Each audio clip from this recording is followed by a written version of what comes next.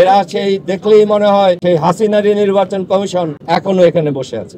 তারা সবই একই রসুনের বিভিন্ন কোয়া। বর্তমান নির্বাচন কমিশন যে ধরনের আচরণ করছেন, বিশেষ করে তদন্তের সময় ঢাকার বাইরে বিভিন্ন জেলা উপজেলার নির্বাচন অফিসগুলি যে ধরনের আচরণ করেছেন, সেগুলি আমাদের কাছে একেবারেই গ্রহণযোগ্য না।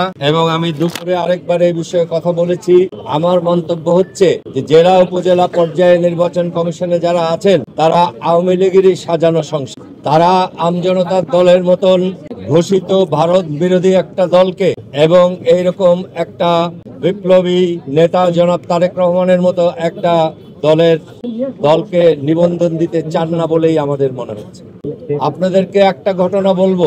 কোন এক জেলার থেকে 25শে অগস্ট আমার কাছে একটা চিঠি আসছে, 25শে অগস্ট তারিখ দিয়ে সাইন করা। সেখানে লেখা, আপনার এই জেলার নিবন্ধন কার্যক্রমের তদন্ত হবে 28শে অগস্ট। অর্থাৎ এই চিঠি যিনি লিখছেন তিনি বলছেন যে আগামী 3 দিন পর এই জেলার তদন্ত করা হবে।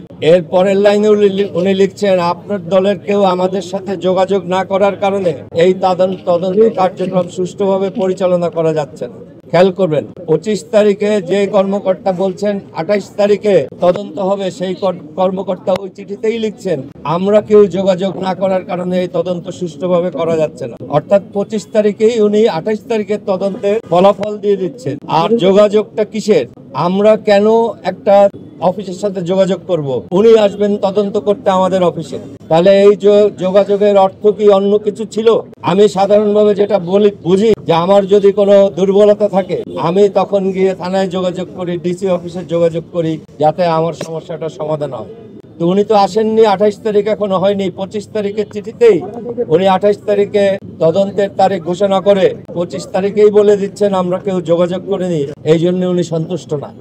28 তারিখে তদন্ত না করে 25 তারিখে তদন্তের ফলাফল ঘোষণা করে দিয়েছিলেন, তার বিরুদ্ধে কোনো ব্যবস্থা নেন নাই। তাতে আমার বিশ্বাস করতে ইচ্ছা হয় যে ঢাকার আমার পিছনে যে বিল্ডিং এর তদন্ত যারা আছেন তারা এবং জেলার যে নির্বাচনী অফিসগুলি আছে তারা সবই একই রসুনের বিভিন্ন কোয়া। ফলাফল যা হচ্ছে এটা এদের সবার সম্মিলিত প্রচেষ্টায় হচ্ছে। আমি আপনাদের সবার কাছে দুঃখ প্রকাশ করছি।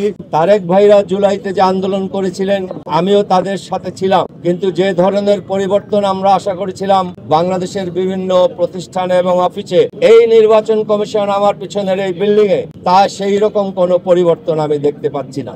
এরা সেই দেখলেই মনে হয় সেই হাসিনারি নির্বাচন কমিশন এখনো এখানে বসে আছে।